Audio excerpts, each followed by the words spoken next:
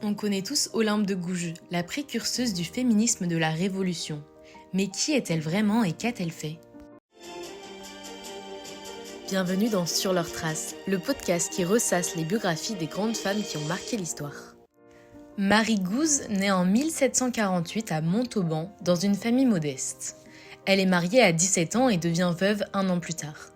Elle refuse de se remarier pour préserver son indépendance et s'installe à Paris avec son fils et change son nom en Olympe de Gouges.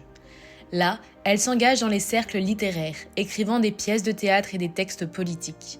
On lui attribue aujourd'hui 16 pièces de théâtre et plus de 50 écrits politiques. La Révolution française a alors déjà débuté. C'est en 1791 qu'Olympe de Gouges rédige sa Déclaration des droits de la femme et de la citoyenne, en s'inspirant de la Déclaration des droits de l'homme et du citoyen.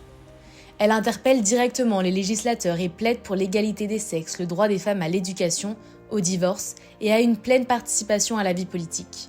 Elle va même jusqu'à proposer à la reine d'intégrer le combat pour l'égalité des sexes. Olympe s'engage également dans d'autres causes progressistes. Elle milite contre l'esclavage, écrivant en 1788 une pièce intitulée « L'esclavage des Noirs » qui dénonce la traite négrière. Elle défend une monarchie constitutionnelle et critique les excès de Robespierre. Ses idées lui valent d'être arrêtée en 1793.